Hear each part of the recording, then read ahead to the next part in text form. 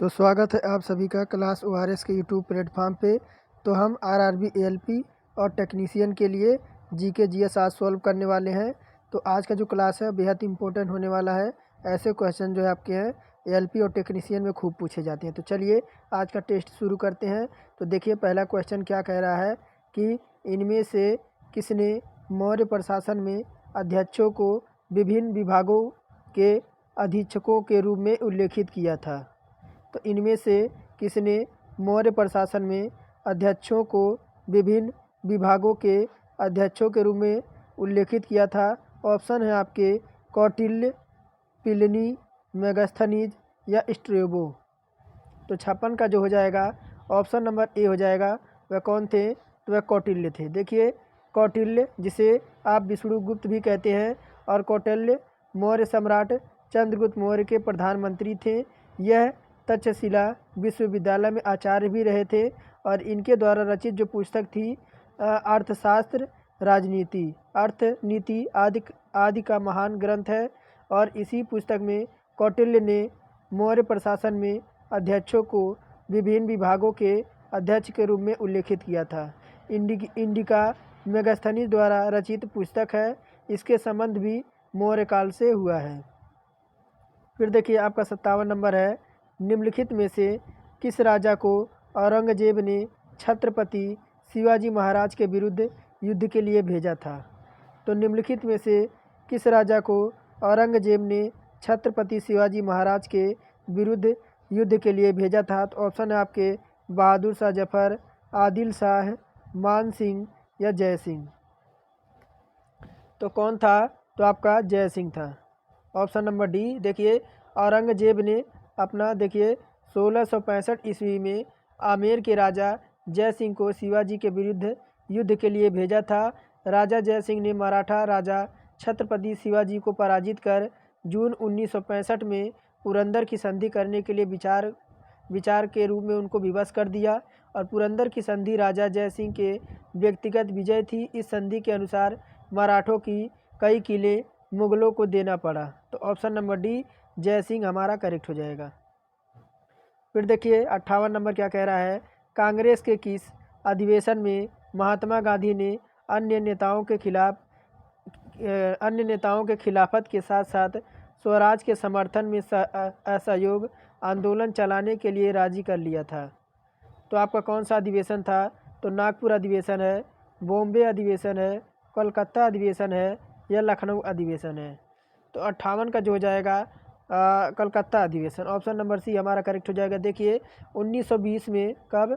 तो आपका 1920 में आपके लाला लाजपत राय की अध्यक्षता में कलकत्ता में हुए कांग्रेस के विशेष अधिवेशन में कांग्रेस ने पहली बार भारत में विदेशी शासन के विरुद्ध सीधी कार्रवाई करने के लिए और विधान परिषद का बहिष्कार करने के साथ असहयोग आंदोलन आपका 1920 प्रारंभ करने का निर्णय लिया था। तो आपका ऑप्शन नंबर सी कलकत्ता अधिवेशन करेक्ट हो जाएगा। फिर देखिए 59 नंबर क्या पूछ रहा है कि भारतीय संविधान का अनुच्छेद 29 निम्नलिखित में से कौन सा अधिकार प्रदान करता है? तो ऑप्शन है अपराध की दोष सिद्धि के संबंध में सुरक्षा, या बी कह रहा है कि मानव जाति में अवैध क्रय विक्रय निषेध, या सी कह रहा है कि अल्पसंख्यकों के हितों की सुरक्षा, या डी कह रहा है कि धार्मिक आधार पर कर निषेध। तो 59 का जो हो जाएगा ऑप्शन नंबर सी हो जाएगा कि आपके अल्पसंख्यकों के हितों की सुरक्षा। कि आपका भारतीय संविधान का अनुच्छेद 29 अल्पसंख्यक वर्गों के हितों के संरक्षण से संबंधित है। और अनुच्छेद की 26 किससे संबंध है? आपका अनुच्छेद 26 तो ये आपका है धार्मिक कार्यों के प्रबंध की स्वतंत्रता से संबंधित है। किससे? तो धार्मिक कार्यों के प्रबंधन की स्वतंत्रता से संबंधित है। और अनुच्छेद 27 किससे है? अनुच्छेद 27 तो धर्म की अभिवृद्धि के लिए करों के संदेह से स्वतंत्रता का अधिकार। और अनुच्छेद 28 किससे संबंध है? तो कुछ शिक्षा संस्थाओं में धार्मिक शिक्षा या आपका उपासना में उपस्थित होने के बारे में स्वतंत्रता दी गई है। फिर देखिए आपका 60 नंबर क्या कह रहा है कि भारतीय संविधान का अनुच्छेद 15 आपका किससे संबंधित है? तो ऑप्शन है स्वतंत्रता के अधिकार से, समानता के अधिकार से, शोषण के विरुद्ध अधिकार से या शिक्षा के अधिकार से। भारतीय संविधान का अनुच्छेद 15 जो है आपका किससे संबंधित है? तो ऑप्शन नंबर हो जाएगा बी, समानता का अधिकार। भारतीय संविधान का अनुच्छेद 15 समानता के अधिकार से संबंधित है। समानता के अधिकार का उल्लेख संविधान के भाग आपके 3 में है। अनुच्छेद 14 से 18 तक दिया गया है। इस प्रकार है, देखिए आपका अनुच्छेद 14 में तो आपका है कानून के समक्ष समता का उल्लेख।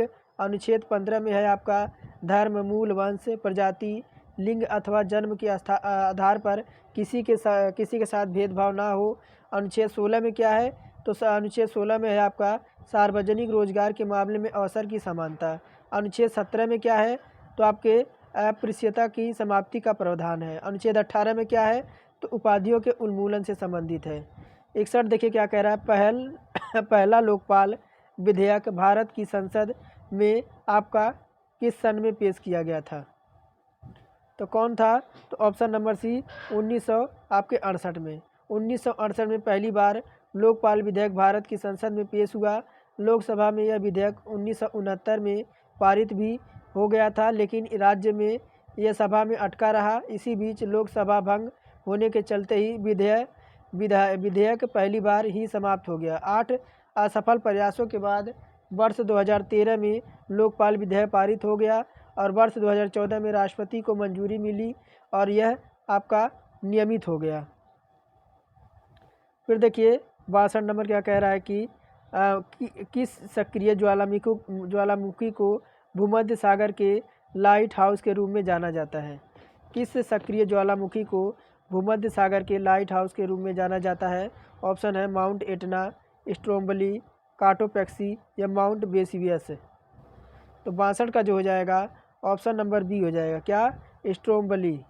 देखिए स्ट्रोम्बली ज्वालामुखी इटली के सिसिली के उत्तर में लिपारी द्वीप पर स्थित है। इसे भूमध्य सागर का प्रकाश स्तंभ कहते हैं। यह एक सक्रिय ज्वालामुखी है। आगे बढ़ते हैं आपके 63 नंबर की ओर।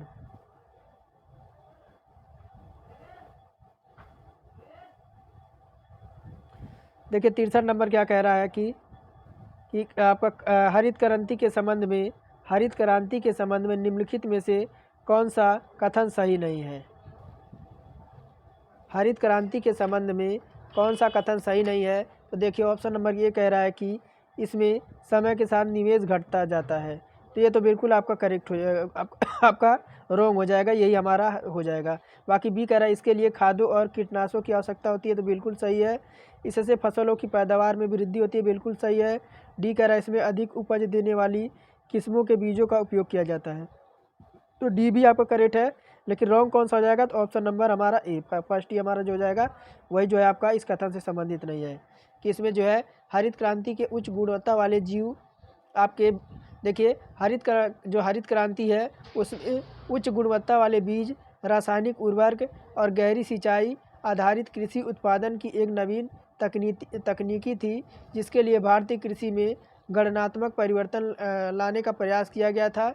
इसके लिए बीज, उर्वरक, सिंचाई प्रौद्योगिकी भी कहा जाता है। इसके श्रेय किसे जाता है, तो वैश्विक संदर्भ में अमेरिका नागरिक नॉर्म अर्नेस्ट को, यानी बोरलाग तथा भारतीय संदर्भ में MS स्वामीनाथन को दिया जाता है। तो आपके देखिए अमेरिका के कौन थे, तो आपके बोरलाग थे, और भारतीय में कौन थे, तो MS स्वामीनाथन को आपका इसका श्रेय दिया जाता है। फिर देखिए 64 नंबर क्या कह रहा है कि एक अर्थव्यवस्था में वह स्थिति जब मुद्रास्फीति और बेरोजगारी दोनों उच्च स्तर पर होती है, तो यह किस रूप में जानी जाती है। तो ऑप्शन है पूर्ण मुद्रास्फीति या निस्पंदन स्फीति, मुद्रास्फीति कारक अंतराल, या डी कह रहा है कि मुद्रास्फीति प्रीमियम। तो एक अर्थव्यवस्था में वह स्थिति जब मुद्रास्फीति और बेरोजगारी दोनों आपका उच्च स्तर पर होती है, तो इसे किस रूप में जाना जाता है, तो इसे आपका निस्पंदन स्फीति के रूप में जाना जाता है। देखिए एक अर्थव्यवस्था में वह स्थिति है जब मुद्रास्फीति और बेरोजगारी दोनों उच्च स्तर पर होती है, तो ये आपका निस्पंदन स्फीति के रूप में जाना जाता है, जिसे स्टैगफ्लेशन भी कहते हैं। उच्च मुद्रास्फीति और आर्थिक ठहराव का एक संयोजक है। तो ऑप्शन नंबर बी हमारा करेक्ट हो जाएगा। फिर देखिए 65 नंबर क्या पूछ रहा है, निम्नलिखित में से कौन सा त्यौहार प्रतिवर्ष जनवरी महीने में मनाया जाता है। तो ऑप्शन है गुड़ी पड़ावा, ओणम, पोंगल या उगादी। तो 65 का जो हो जाएगा ऑप्शन नंबर सी हमारा पोंगल हो जाएगा। देखिए पोंगल त्यौहार दक्षिण भारत में प्रतिवर्ष जनवरी महीने में मनाया जाता है। यह एक बहुदिवसीय फसल उत्सव त्यौहार है। इस त्यौहार को थाई पोंगल के रूप में भी जाना जाता है। आमतौर पर यह त्यौहार 14 जनवरी के आसपास होता है, जब सूर्य को समाप्ति है। तो देखिए मकर संक्रांति से मेल खाता है। तो यह पूरे भारत में क्षेत्रीय नामों से मनाया जाता है। फसल उत्सव है। पोंगल उत्सव के 3 दिनों के पोंगल के जो आपके उत्सव के 3 दिनों का भाई पोंगल, सूर्य पोंगल और मट्टू पोंगल कहा जाता है। ओणम जो आपका कहाँ मनाया जाता है, ओणम त्यौहार कहाँ से मनाया जाता है, तो ओणम जो आपका है वह केरल में मनाया जाता है। कहाँ पे, तो आपके केरला में मनाया जाता है। और गुड़ी पड़ाव कहाँ मनाया जाता है, गुड़ी पड़ाव तो आपका महाराष्ट्र में। और देखिए उगादी कहाँ पे, उगादी तो आपका कर्नाटका में। कहाँ पे, तो आपका कर्नाटका में।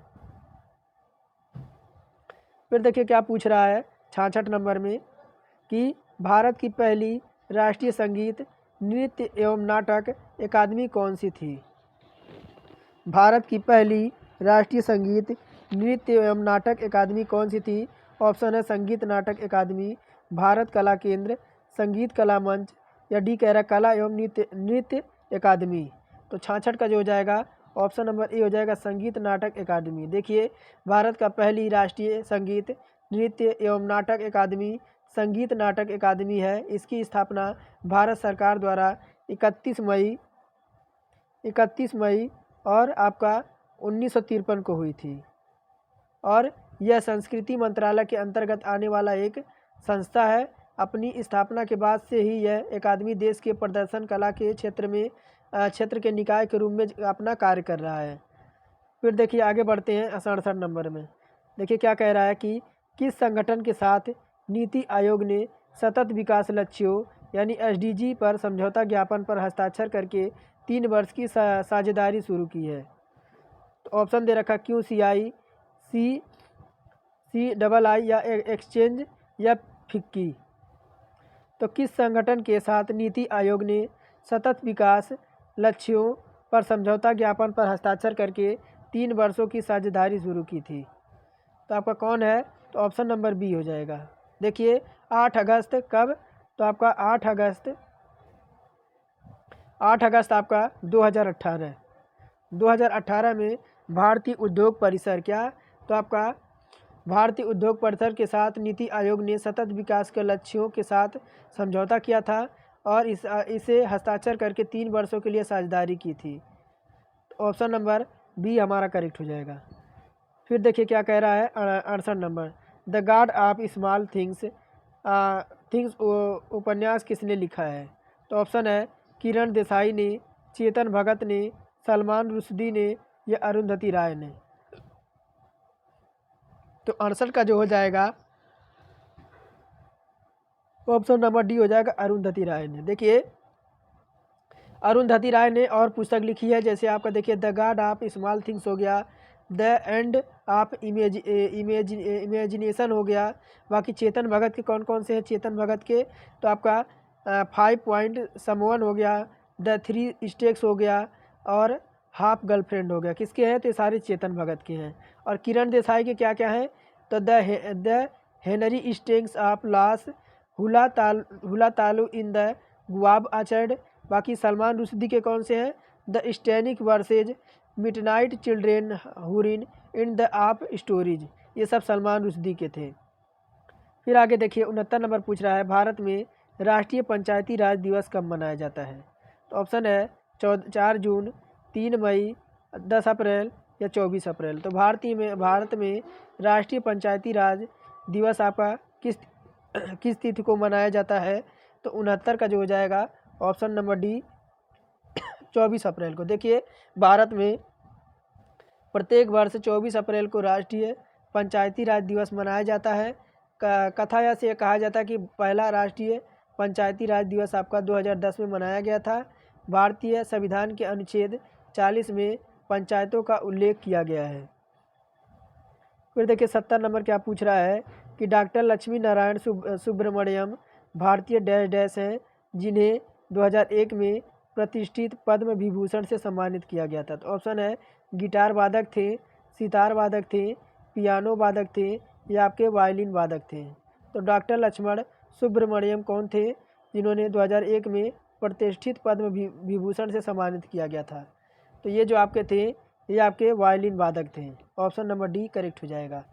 और इन्हें 2001 में भारत सरकार ने कला क्षेत्र में पद्म विभूषण से सम्मानित किया था और वह कर्नाटक और पश्चिमी शास्त्रीय संगीत के प्रशिक्षक माने जाते हैं। फिर देखिए 71 नंबर कह रहा है ब्रिक्स डेवलपमेंट बैंक को अब यह नाम किस नाम से दिया गया है? तो ब्रिक्स डेवलपमेंट बैंक को अब कौन सा नाम दिया गया है? तो आपका ये देखिए ऑप्शन कह रहा है कि Asia development bank, world bank, new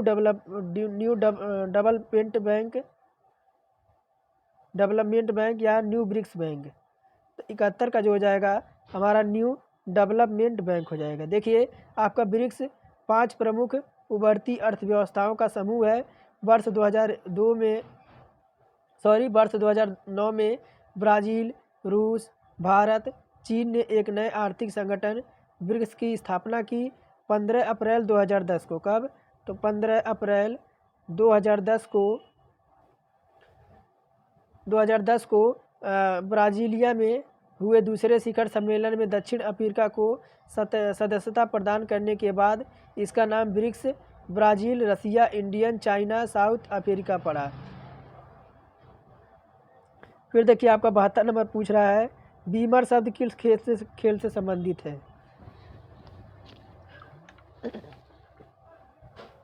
तो बीमर शब्द किस खेल से संबंधित है? तो ऑप्शन है फुटबॉल, क्रिकेट, हॉकी या शतरंज। तो 72 का जो हो जाएगा ऑप्शन नंबर बी, बीमर का संबंध आपका जो है वह क्रिकेट खेल से संबंधित है। इसमें गेंद सीधे बल्लेबाज के सिर या शरीर पर लगती है।